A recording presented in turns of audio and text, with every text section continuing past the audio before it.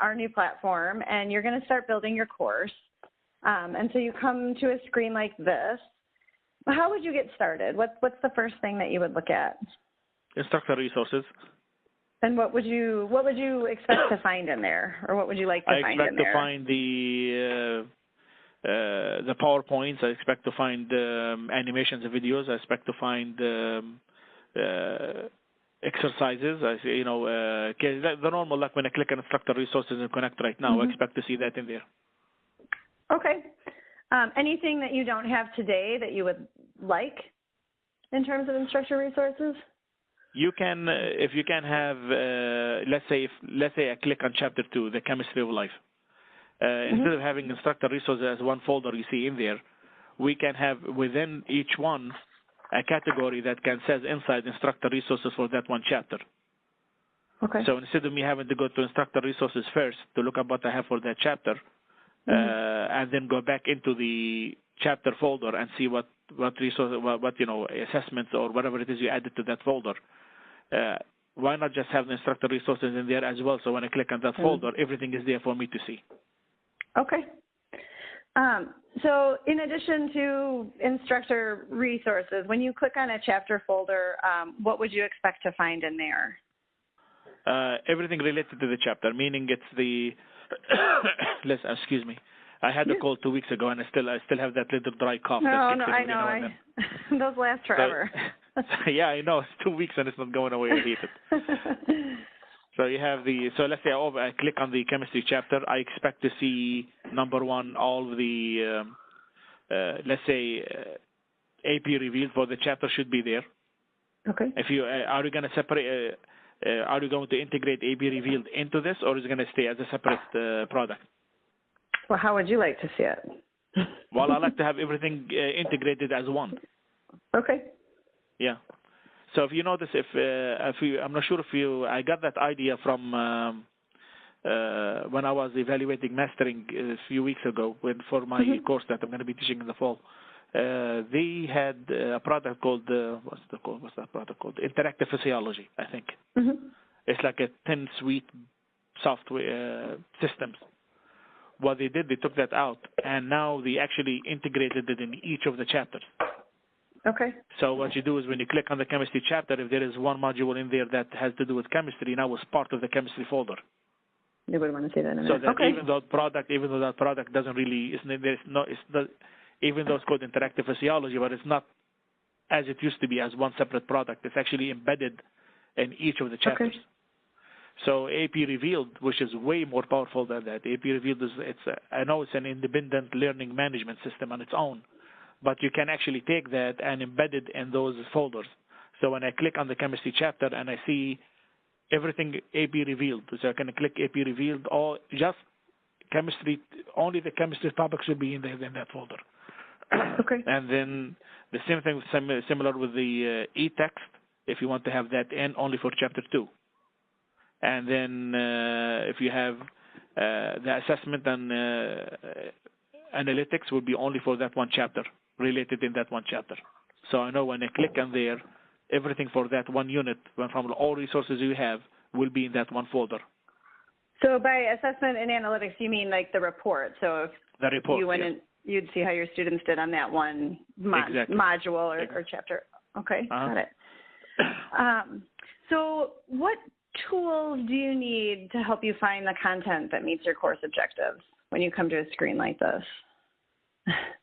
Well, yeah, number one is that the title of each chapter should be clear so I can see where I'm going. Okay. Okay, that's number two is that the modules should be able to be be static modules where they are. This is how you have it. I would like to be able to move the topics around. Okay. Okay, move the sections around. So I might not want to cover section 5 of chapter 2. I want to be able to take that out and just use the other sections, for example. Okay. And now what will be awesome if you give me the functionality of where I can take different modules from different folders and make them into a separate folder for students to see. Okay. And so you would be doing that by topic, or would you be doing that by learning objective? How do you like by learning objective? Because topic and learning objectives, they're going to be connected. Topic and learning objectives. Yeah. Okay. Because, for example, when I cover, I don't do that for EMP1, but for EMP2, when I cover I start with the endocrine system, then I go from the endocrine all the way to the urinary system.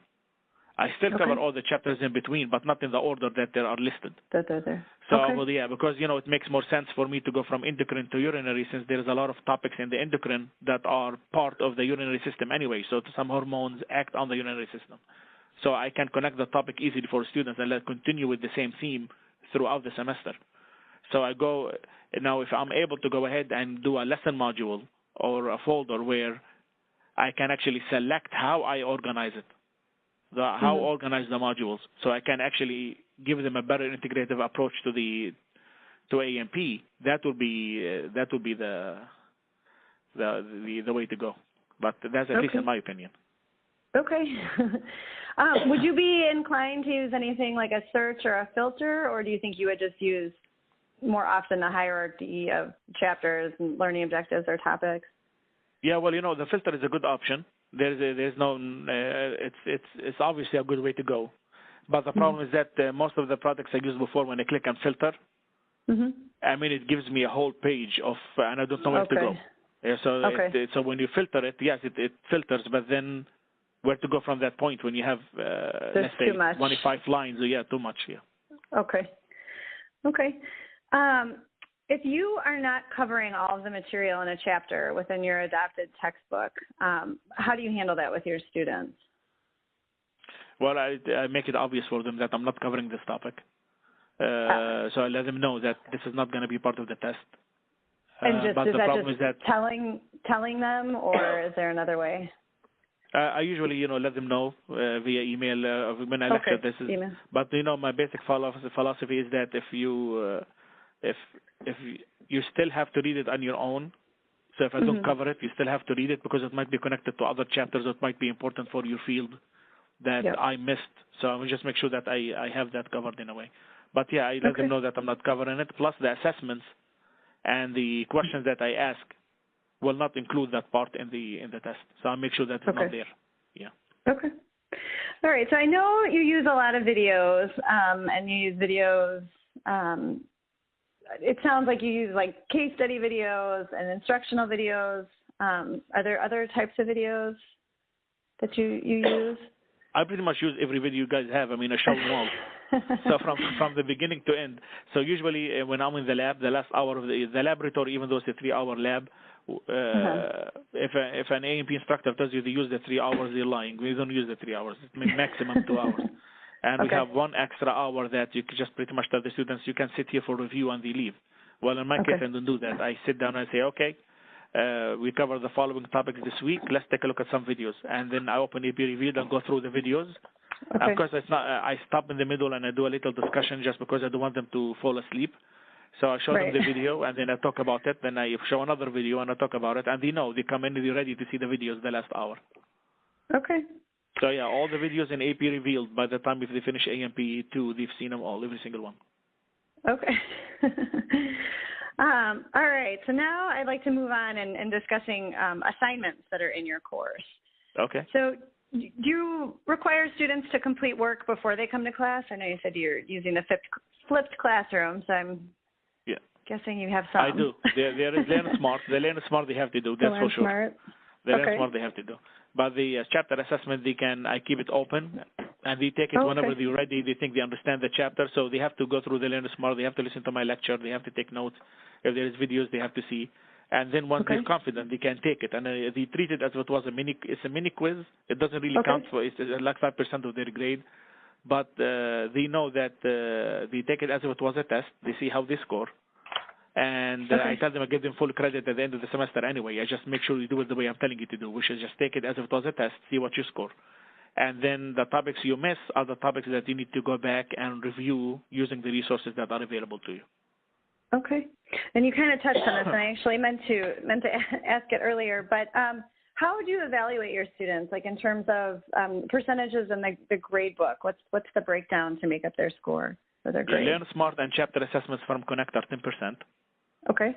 The exams are 50%. Okay. And the final exam is 10%, if comprehensive.